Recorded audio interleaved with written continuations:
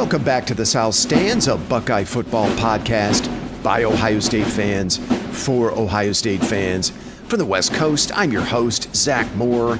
Today is Sunday, October 12th, 2025, and thank you for joining me while I talk to myself about number 1 Ohio State's 34-16 win over number 17 Illinois in Champaign yesterday afternoon. This was one of a number of very interesting outcomes from yesterday's action. In front of 60,670 fans, the Buckeyes wasted no time getting control of this game. They took the opening kickoff and drove 67 yards on 10 plays to take a 3-0 lead on a 26-yard field goal by Jaden Fielding. And then on the ensuing Illinois possession, Peyton Pierce picked off a Luke Altmyer pass that was tipped by Jermaine Matthews Jr. and returned it to the Illinois 35-yard line. 6 plays later, C.J. Donaldson would score on a 1-yard touchdown run, and boom, Ohio State had a 10-0 lead, and the crowd was completely out of this game. Then early in the second quarter, with the Buckeyes still leading 10-0 and Illinois in punt formation, punter Keelan Crimmins inadvertently took a knee trying to field a low snap, giving the Buckeyes the ball at the Illinois 38-yard line. The Buckeyes would convert that mistake into a 31-yard Jaden Fielding field goal to push the lead out to 13-0. And on the very next play from scrimmage, nose tackle Caden McDonald, who's having an All-American season for the Buckeyes, stripped the ball from Illinois running back Khalil Valentine at the Illinois 26-yard line. 5 plays after that, Bo Jackson would score on a 17-yard swing pass from Julian Sand to put the Buckeyes up 20-0, and Ohio State was in complete control at that stage. Now, Illinois would mount a little bit of a comeback with an 11-play, 69-yard field goal drive at the end of the second quarter and a 12-play, 75-yard touchdown drive at the start of the third quarter to cut the Ohio State lead to 20-10. But on both of those scoring drives, Illinois was life and death to get points against the Buckeye red zone defense. On the second quarter drive that ended in a field goal, Illinois had the ball first and goal at the Ohio State 2-yard line and could not punch it in. And then on the third quarter touchdown drive, Illinois had to use a trick play on 4th and goal from the 1 to finally punch the ball in. Luke Altmyer handed the ball to receiver Hank Beatty, who was lined up in the backfield. Beatty then pitched the ball to running back Aiden Lafferty, who ran the ball in from 1 yard out. And it was the first time all season that an Ohio State opponent would score in double digits against the Silver Bullets. Now, on the ensuing Ohio State possession, there was some drama. Jeremiah Smith would have to leave the game briefly after landing on his head at the Illinois 26-yard line at the end of a 3-yard run on a reverse. Smith's injury on that play was the result of one of a number of uncharacteristic execution mistakes by the Ohio State offense in this game. I'll get into those in a minute, but Smith had 2 blockers out in front, and neither of them was able to get to the tackler, who flipped Smith over on his head. And look, at that point in the game, Illinois was on a 10-zip run. The crowd was back in the game. Ohio State's best player was on the sideline with what looked like a serious injury. We didn't know at the time. But the Buckeyes didn't panic, and they would calmly finish that drive with a C.J. Donaldson 2-yard touchdown run to extend the Ohio State lead to 27-10, and order would be restored in this game. Now, 2 plays later, on Illinois' next possession, Jermaine Matthews Jr. would strip Luke Altmyer on a corner blitz. The ball would be recovered by Caden Curry at the Illinois 24-yard line. 7 plays later, Julian Sand would hit Jeremiah Smith, who thankfully came back into the game for a 2-yard touchdown pass in the corner of the end zone to give the Buckeyes a commanding 34-10 lead, and that was pretty much your ball game. So as I like to do on Sundays, I'm going to tick down my short list of observations from this game. As always, I'm going to assume you watched and you know what happened, so of course I won't cover every single play. Let's get the negative, nitpicky stuff out of the way first. It was a sloppy, underwhelming performance by the Ohio State offense yesterday. Sometimes you see these performances over the course of a long season, and there were a number of uncharacteristic misfires by the Buckeyes that seemed to be the result of either a missed assignment or a miscommunication, some kind of mental mistake. There was a pass to Jeremiah Smith in the flat that fell incomplete because Smith had no idea the ball was being thrown his way. We saw an incompletion in the end zone from Julian Sand to Carnell Tate, where Tate seemed to have run the wrong route. Sand threw to Tate's back shoulder, but Tate's route was toward the back of the end zone. The two were seen discussing the play for several minutes afterwards on the sidelines. There were 2 mental mistakes by Max Clare, one of which was a missed block on the Jeremiah Smith reverse in the third quarter that landed Smith on his head. There was another play on which Clare collided with Carnell Tate, who was running a drag route that was about to come open in the red zone. Tate was the primary receiver on the play, and Julian Sayin had to give up and, just take what he could on the play. He had to run out of bounds for a short gain. So, those were uncharacteristic execution mistakes, mental mistakes that we had not seen a lot of up to this point. And, consequently, nothing about the box score from this game is really going to stand out. But you do have to take into account that the Buckeyes had 4 different scoring drives that started inside the Illini 40-yard line, thanks largely to turnovers. Ohio State finished the afternoon with only 272 total yards of offense at 4.2 yards per play. They only had 1 scrimmage play of more than 20 yards, which was a 22-yard pass reception by Max Clare. Julian Sayin finished the afternoon with a modest 19 of 27 for 166 yards passing and 2 touchdown passes. Only 5 catches on 7 targets for 42 yards and a touchdown for Jeremiah Smith. Only 4 catches on 7 targets for 41 yards for Carnell Tate. And only 4 catches on 6 targets for 38 yards for Max Clare. And look, this was against an Illinois defense that came into this game 113th nationally against the pass.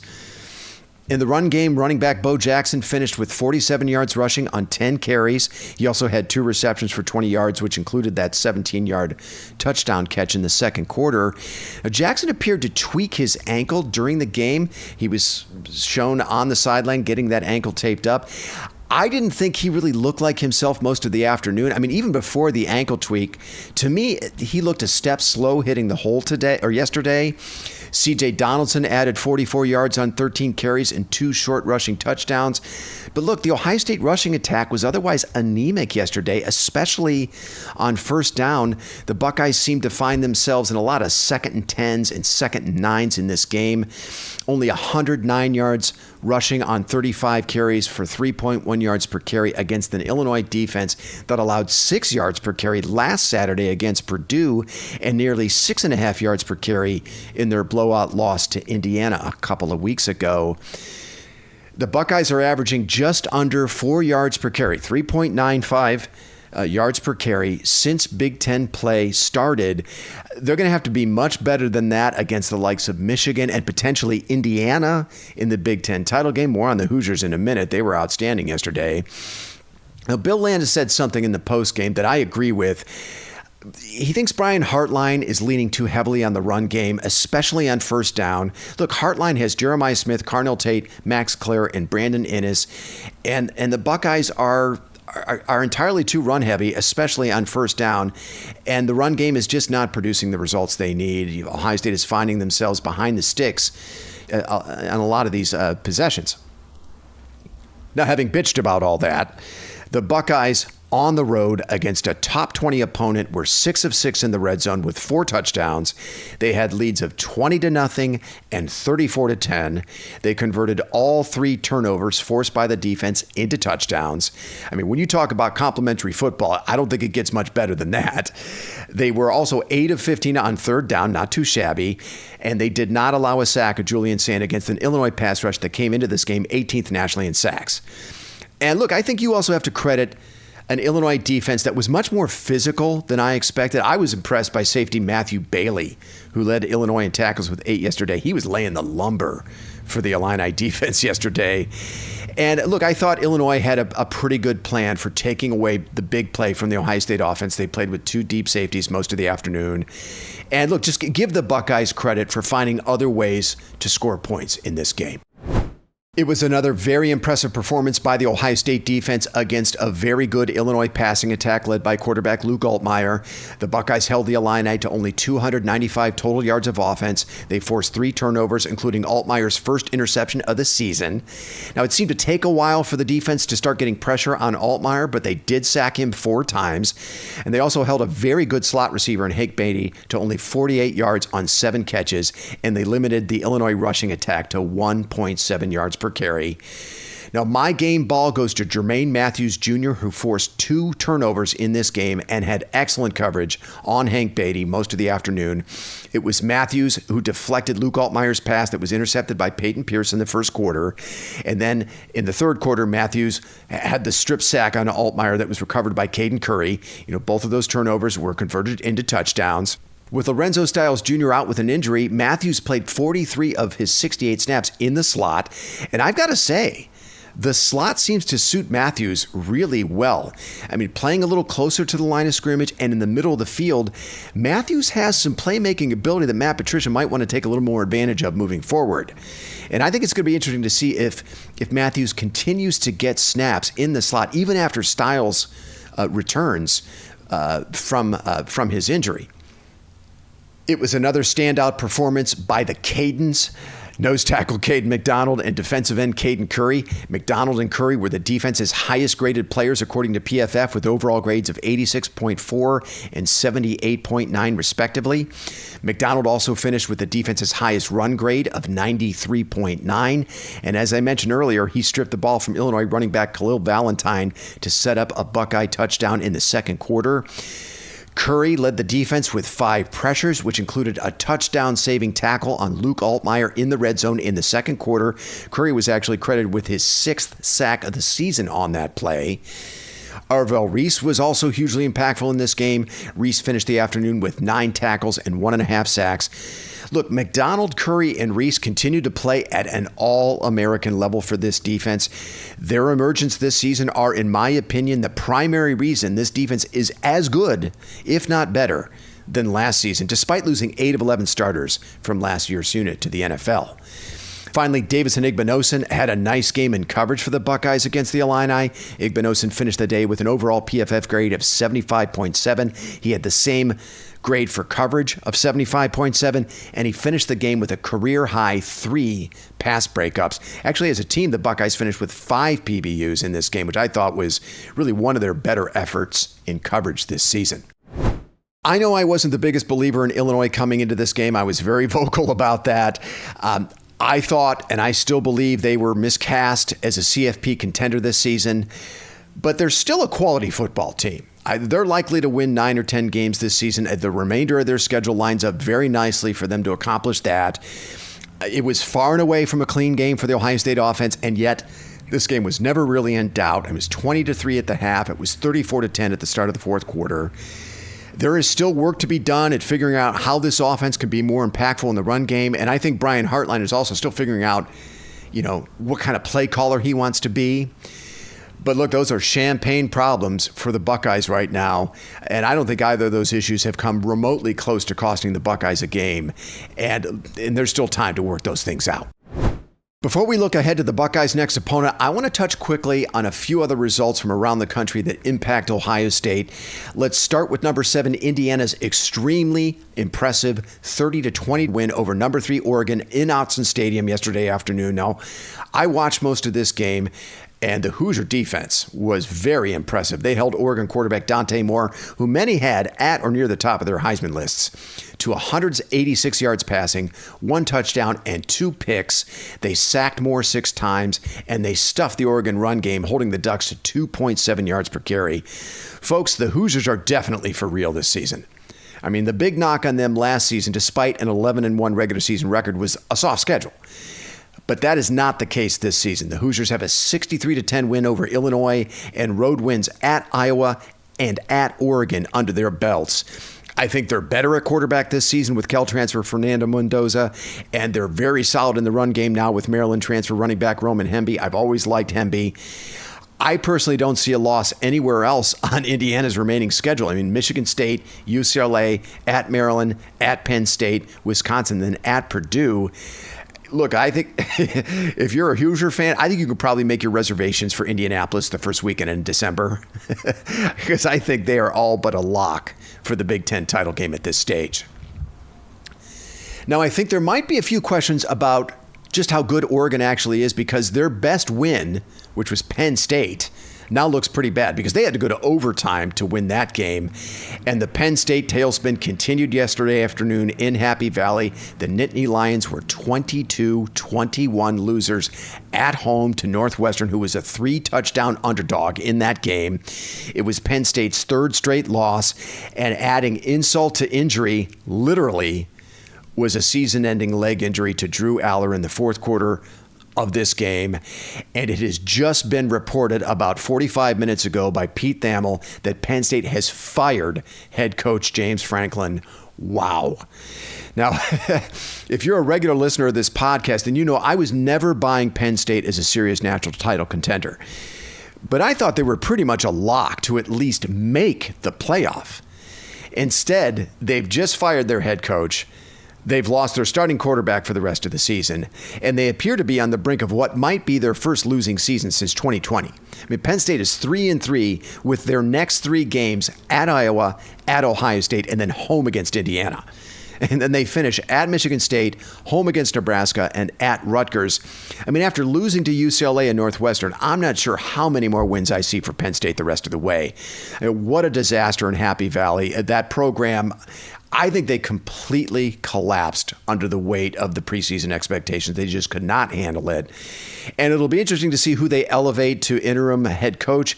It might be Andy Kotelnicki. It might be, ironically, Jim Knowles. How ironic would that be if Jim Knowles leads Penn State into the horseshoe for that matchup next month against Ohio State? I was also very surprised by the outcome in the Coliseum last night as USC took number 15 Michigan behind the woodshed and beat them 31-13 in a game that didn't even feel that close. I watched most of this game as well. USC outgained Michigan 490 to 316, and it was the Trojans' run game, not the Wolverines, that dominated in this game. USC ran for 225 yards at 6.4 yards per carry, while also limiting the Michigan run game to 3.5 yards per carry. Michigan running back Justice Haynes had to leave this game in the first half with what looked like an injury to his sternum. Haynes has been far and away Michigan's best offensive player this season, so that was a big loss for Michigan in this game. USC quarterback Jaden Mayava outplayed Bryce Underwood, I thought, finishing with 265 yards passing and 2 touchdowns. And USC receiver Mekhi Lemon had a really good night for the Trojans with 93 yards on 9 catches and a touchdown. I mean, I wasn't surprised USC won this game. They were a 2.5-point favorite after all. I was just surprised with how they won it, by just mashing Michigan on the ground. So now I think we're forced to reevaluate both of these teams. I mean, with 2 losses, Michigan has a tough road ahead just to stay in the playoff race. I mean, they look very mortal on defense against the Trojans last night. And they're going to face another very dangerous offense in Washington's in Ann Arbor next Saturday. And the Huskies were big winners on Friday night over Rutgers. And USC now, with only 1 blemish on its record, which was a 2-point loss at Illinois, is right back into the thick of the Big Ten race, I think. And I think they're still very much in the conversation to make the playoff. Finally, I think Buckeye fans should be very happy with the outcome of the Red River rivalry yesterday. The Texas Longhorns, who dropped out of the rankings last week after losing to Florida, dominated number 6 Oklahoma 23-6. The Longhorns are certain to jump back into the middle of the AP poll this week, and that's a good thing, quite frankly, for Ohio State's playoff resume. Okay. Let's have a look ahead to Ohio State's next opponent, the Wisconsin Badgers. The Buckeyes travel to Madison next Saturday for a 3:30 p.m. Eastern kick with the Badgers. This game will be broadcast on CBS. This will be the 87th meeting between these schools on the gridiron. Ohio State leads the all-time series 63-15 with 5 ties, and they've won the last 10 in this series. That includes a 24-10 win over the Badgers in Madison back in 2023, which is the last time these teams played. Wisconsin's last win in this series was a 31-18 upset of the number 1 ranked Buckeyes in Madison way back in 2010. Now, according to FanDuel, the early line in this game is Ohio State minus 26.5. The over-under is 42.5. Luke Fickell is another Big Ten coach whose head is very likely on the chopping block here, folks. The Badgers come into this game at 2-4, and they are in the midst of a 4-game losing streak. They were 37-0 losers to Iowa at home yesterday. The Badgers are utterly dreadful on offense. They come into this game 129th in total offense. It's their national ranking. They're 128th nationally in offensive yards per play. They're 112th nationally in passing offense and 116th in rushing offense. I mean, it is truly shocking to see a program with their rich history of potent rushing attacks 116th in rushing offense. Just staggering. And the historically stout Wisconsin defense is also struggling this season. The Badgers are 92nd nationally in defensive yards per play at 5.73 yards. They're 66th nationally against the pass. Now, they're still pretty good against the run. They're 18th nationally, allowing 97 yards per game. Now, because of injuries, the Badgers are down to their third-string quarterback, Hunter Simmons, who has started the last 3 games. Simmons is completing 56% of his passes with 1 touchdown and 3 picks. Maryland transfer Billy Edwards Jr. was supposed to be the starter at quarterback for the Badgers, but he was injured in their season opener. He's only appeared in 1 game since. I'm setting my concernometer at a 1 for this game. The Badgers are also in a tailspin. Now, they may be able to keep this game somewhat close with their defense for a quarter or maybe 2. The Badgers' defense is good at defending the run, and if Bo Jackson is still hobbled by that ankle tweak from yesterday, maybe they can slow the Buckeye offense down a bit. But, where are the points going to come from for Wisconsin against the Ohio State defense? That's the big question. This figures to be a game where the Badger defense will be spending a lot of time on the field. The goal for the Buckeyes in this one is simple. Get into Madison, handle your business, get the win, and get out of there injury-free. I like the Buckeyes to get their second shutout of the season in this game. I have them winning this one 41-0. Okay, that's going to do it for me. Look for a recap of the Wisconsin game next Sunday afternoon. Until then, thanks so much for listening, and go Bucks.